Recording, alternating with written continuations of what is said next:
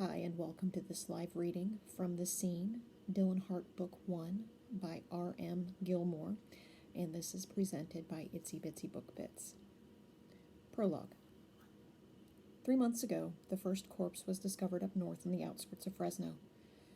Exsanguinated, nude bodies bearing strange wounds triggered an uproar throughout the state. It was no surprise when the media glommed onto the tragedy. Later dubbing it the Vampire Massacres, the murders had seen the biggest West Coast media coverage since that football player slaughtered his wife and that waiter. Oh, sorry, allegedly. 3 corpses were later found in or around Fresno, 2 turned up just outside of Bakersfield, and the last was found in good old Los Angeles. Body number 7 and a vampire in my backyard.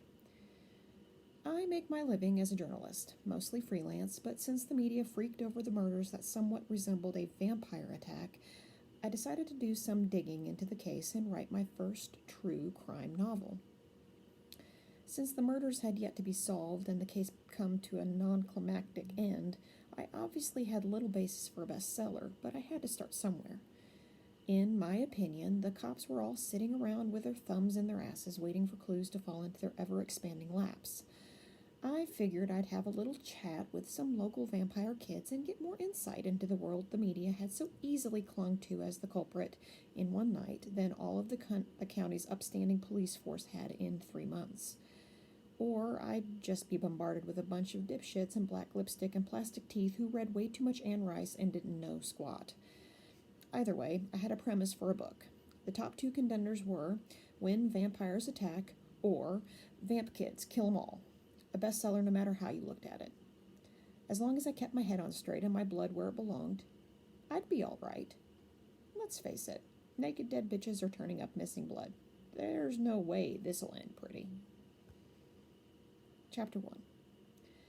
My body hit the ground with a thud that echoed through my second-floor apartment. I didn't open my eyes as my fingers scrambled to find the edge of my phone on the nightstand. With expert precision, I swiped my thumb across the screen. "Hello," I said, foggy and not quite awake. The familiar caller mumbled quickly on the other end of the line, leaving little time to respond between sentences. "Where?" I grumbled, still mostly asleep. "Shit," I huffed when he finished. "Thanks. When did you—" The line went dead. Tired and cranky from the early morning call, I lay on the floor beside my bed, questioning my career choice and the path it led me down. Though it cost me both precious sleep and the even more elusive money, getting the jump on news like that was worth it. A garbage man had stumbled upon the naked corpse of a young female in an alley near Bonita Terrace this morning. Word was she had marks on her body matching those of the vampire victims. This made her the 7th and latest victim of the so-called vampire massacres. According to the flapping jaws, the latest dead girl was a stripper gainfully employed at a seedy little joint in the Badlands of West Hollywood called La Pussycat. If putting the "lay" in the title was supposed to make it classy, it wasn't working. While my coffee brewed in the kitchen, I flipped through the local channels, surfing for a glimpse of the recent crime scene. After a thorough check of the morning news, I was certain this tidbit of information hadn't made its way to the masses just yet. In hopes that my favorite homicide detective would be there just dying to let me know all the dirty little details, I was hauling my chunky ass to that crime scene in pronto. Admittedly, dying may have been an overstatement. These days I had to beg, steal, and borrow to get anything out of him, but in the long run, it was usually a win-win. I gulped down my coffee, black and too hot for the average human. Wiggling into a pair of jeans and worn-in Converse, I whipped my dark wild hair up into a ponytail and called it a day. There really wasn't much more to me than that. If, in the event my detective wasn't investigating that particular crime scene, I should probably not look like part of the swarming vultures waiting with pens and microphones in hand. I discovered during my 4 years as a mostly professional journalist, only witless, toothless, I didn't really see nothing but I want to be famous yokels actually talk to the media. On the other hand, people loved to talk to each other. People were big on bragging.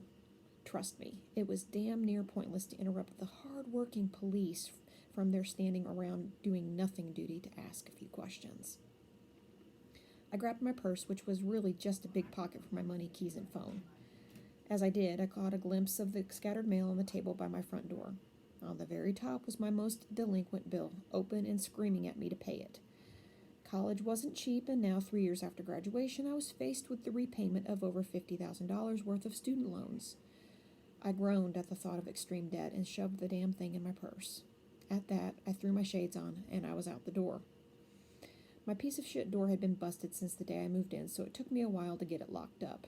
I had to pull on the knob while I turned the deadbolt over and jiggle it sometimes. Other times it took a sweet caress to coerce it open.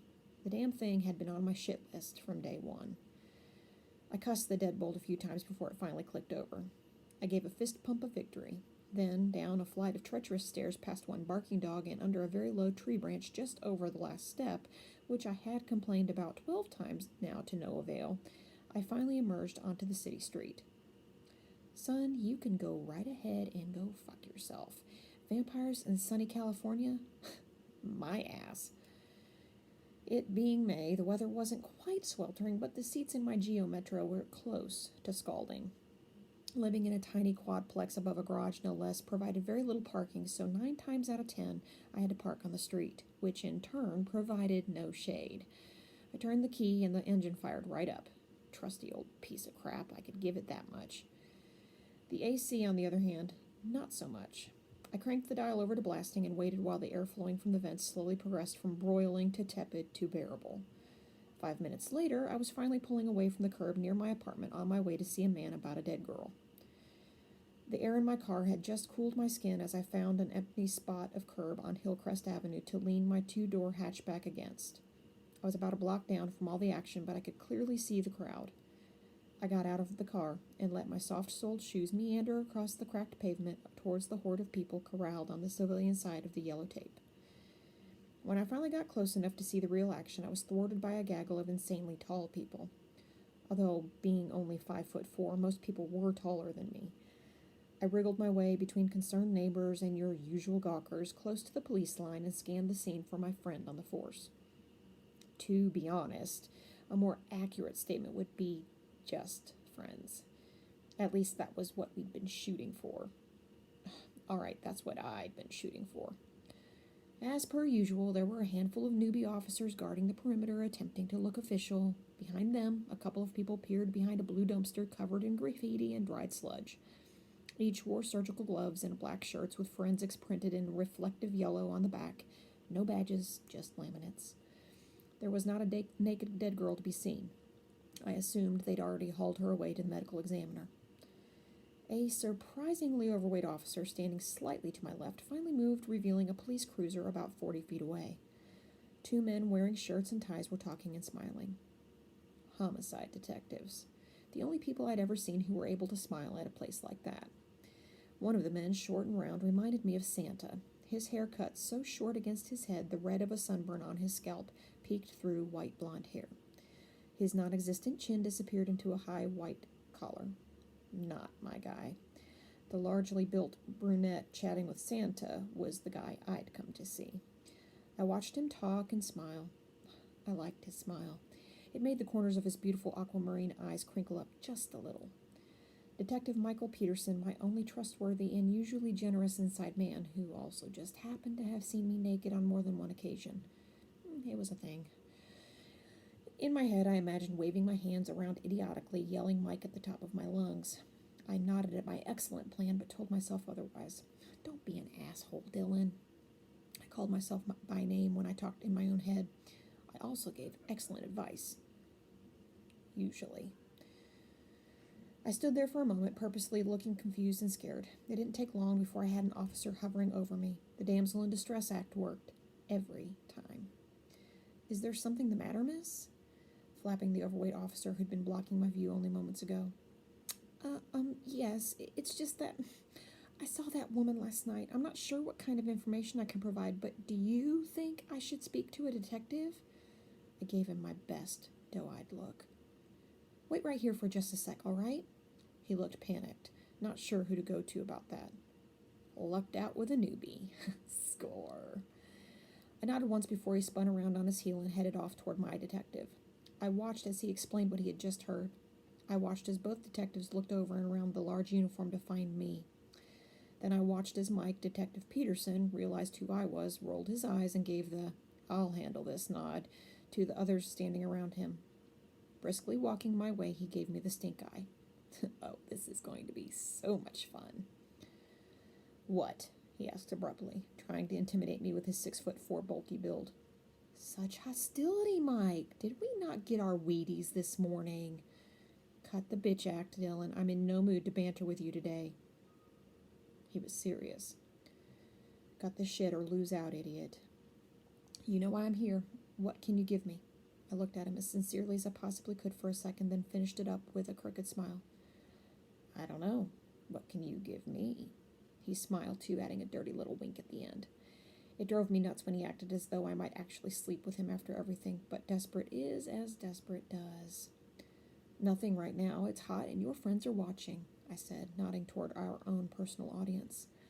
He glanced behind him to see the other detective in the uniform staring at us from their spot at the cruiser. I just want to know if she's girl number 7. Can you tell me that? He paused and stared, the muscles in his jaw moving, letting me know he really wasn't in the mood for me and my shit. Look, off the record, I'm not even working on a story, just getting my facts together. I swear. Sort of. Conceding, he finally sighed and let it spill. A body turned up behind that dumpster early this morning. We are almost certain she lived in these apartments. There was a small cut on her neck and inner thigh. Apparently her clothing was only partially removed. This was shocking, not only because of her career choice, but because she was the only one left that way. Is she the Count's latest victim? I asked with a slight chuckle. You really have no heart, do you? I opened my mouth to rebut, but he continued before I could answer. We can't be sure until we get the ME's report back. We didn't find any obvious traces of blood in the area, but we need to know if she has any left or not to be sure. You think maybe they were interrupted? That would explain why she still had some clothes on, although I'd always assumed her clothes were removed ante-mortem. I felt smart throwing in a phrase I'd held on to from my criminology class in college, which ironically enough was where I'd met Mike. It makes sense that the clothes need to be taken off in order to perform the blood draining, I said indifferently. We'll know more once all of the evidence is processed. As of right now, we can't officially say that this girl was the 7th victim. But, Dylan, off the record, watch your neck. There are vampires roaming the streets of Los Angeles. He flashed a half-hearted smirk, turned, and walked away. I stood for a minute more watching the police do their work, listening to the murmuring speculation of the crowd behind me. Sweat began to drip down the backs of my legs. Standing in the California sun played hell on the thighs. Chub rub is real. Fuck jeans. I'd gotten what I'd come for. It was hot and all these people were making me nervous. I turned slowly, trying not to slam into the nosy person standing directly behind me. I pushed my way back out of the herd of people pressed in around me. After a few elbows and snide remarks, I was out of the thick of it and headed back to the sanctuary of my car. I opened the door and waited for a second to let the hot air trapped inside waft out. Plopping down into the seat, I instantly regretted it as the heat soaked through my jeans and burned my skin. Cranking the engine, I waited for the AC to kick in. Once the air was cool enough, I shut my door and headed back home. On the way home, I processed the events that had transpired. I thought of the blue dumpster, the alley it was parked in, and what Mike said about the girl being partially dressed. What a jackass. Oh, watch your neck, there are vampires in L.A. Whatever. There's no such thing as vampires.